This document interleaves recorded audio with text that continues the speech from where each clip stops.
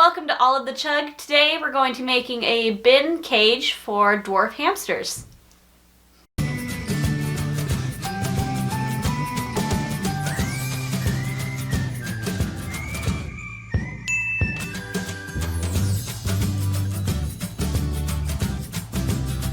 Alright, so as I said, this is All of the Chug. I'm Taylor, this is Olive, and today we're going to be making a bin cage for dwarf hamsters. So before we go further, I have a little confession of why I'm actually building a bin cage. Not only, I want to show you guys how to do things like this, but in the All My Pets video, as you know, I had a hamster that I'm talking about in the past tense because the hamster actually passed away, and between then and now, I had only had the hamster a total of maybe like 4 or 5 months, and so it did pass away, and I just kind of attributed it to just random events because I did buy it from a big box store, and we all know that big box stores don't sell the healthiest of pets, but there are no breeders around the area, and I did search, and then I searched for hamster rescues, and the closest one is like 8 hours away, so I'm really forced to just buy from them. So that hamster I attributed to that, and I thought maybe it's just random occurrence, because I did look it over and I did consult a vet, and the teeth were short, the nails were trimmed, there was nothing stuck in the cheek pouches, there was no bloating, there was no wet tail. The hamster also died unexpectedly, like I had no idea, I never saw this coming. It was healthy, and then the next day it was dead, and it wasn't hibernating. It's like it was out of nowhere, and so it's a dwarf hamster, and so sometimes these things just kind of pop up and happen, and I don't know the age because it was from a pet store, so maybe it was old age. But then I got a second one to replace that one, and that one actually only lived 2 weeks and died in the same way. It was just totally, completely random. Again, teeth short, healthy, eating at the time, no wet tail, drinking water, just out of nowhere. And now I'm like conscious of myself because is it me? But I'm literally, you saw the cage, like I had everything there. I had the right bedding. Now I'm gonna build a brand new bin cage because I threw everything away. I threw it all away in the case that it is viral, and I'm completely changing the diet in the case that's the problem. And today we're gonna actually go get a new dwarf hamster, but I'm gonna go to a different pet store, entirely different name, in a different city, and hopefully that will kind of help and fix the problem. So the reason we're building a bin cage today is I do just want something cheap to set up to get this hamster established. And hopefully this one will do a lot better because I'm changing everything. Concept of a bin cage is basically to make a really large cage for a really low budget, and honestly bin cages are some of the best cages you can make, and what I mean by a bin cage is exactly this. This is a bin. So you're using some kind of plastic box like this to then make a cage for your hamster. So why would you want to use a bin? The minimum caging size for a hamster is 450 square inches. And if you buy commercial hamster cages, most of them are vastly below that. And it does have to be 450 square inches of a single level of floor space, so stacking and connecting tubes does not count. So the reason a bin is great is because you can buy something that is 450 square inches, like this bin, and it's going to work for you, but it's a lot cheaper. So for me, this bin cost me $9 versus a cage that would hopefully be the same size, could be like 50 and up. And a cage that's cheaper generally isn't going to be the size you want or good for the hamster. So one of the higher concerns for a bin cage is the ventilation. So the first and maybe only step you need to do is to actually, I think it's easiest to cut out the lid and then replace it with some kind of screen or chicken wire or mesh. I'm going to be using window screen because I have it left over from my reptile enclosures. If you haven't seen that video, I used it there to separate out the different substrate layers. My first step is I'm essentially, if you could see the outline of this lid, I'm going to try and cut out as close to this outline as I can, and then we're going to hot glue the mesh from underneath, so that way when I see it from the outside it just looks like, there it is! You might be able to see this is not the cleanest form of cutting. So what I ended up doing was I got the razor blade and I was able to get one side out. And then the corner cracked once I reached there, and I used these like industrial scissors to actually cut out the rest.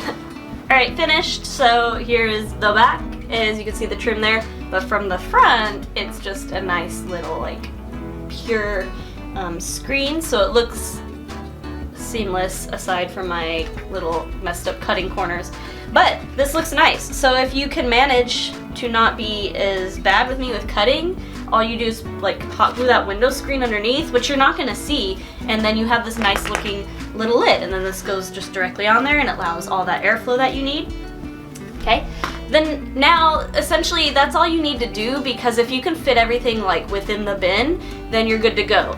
But so there's a couple things I bought that I need to adjust for. One thing I bought, this was on Amazon and I'll link it. It's called a Pet Natural Wood Stand Platform, and I think it's for it showed in the picture hamsters, but I think you could also use it for birds and other things. But essentially you have these little like screw back things with like the washer and the wing nut, and if it's a wire cage, you put this up against the wire cage and you could twist it on and it adds another platform. So for this, because it's a bin, and this is the wheel I'm using, I didn't want to put the wheel directly and just have like a big pile of fluff. I wanted kind of some levels. So this fits right on there. So that way the wheel stays stable and like out of the fluff, and it adds another platform, more space for the hamster to go. So right now, this is my own addition, like I said, but I'm going to be drilling holes, just 2 in the back of this so that I can fit this through and create the platform which my little thingy thing will go on. As you can see, I have my new hamster house with a crooked platform. My only other concern is this. So I have this water bottle. So I have this and I have the water bottle, and I got the kind like this because I was actually looking for one that was also kind of a screw back, because then I can do another hole, but I think this will work better because right here is the ledge, and I think if I can just drill out between these 2 holes here, this will slide down into here and it will just be, you know, a good spot. No, everything's there. Does this fit? Does it fit? And it does! So right here along the top, you can see it's the crappier side. So I drilled 2 holes, one in the middle, and then I just used my straight edge to cut across. And it doesn't have to be pretty because you're not really gonna see it because this goes over it. And that just fits through all the little holes across, which now we have like an internal little hangy. Okay guys, so we have here and here, and remember I am literally replacing everything from the old cage. None of this is from the old cage because I am trying to not make any mistakes, because honestly it's really heartbreaking to lose 2 hamsters so suddenly and so close. So I didn't want to risk anything anymore.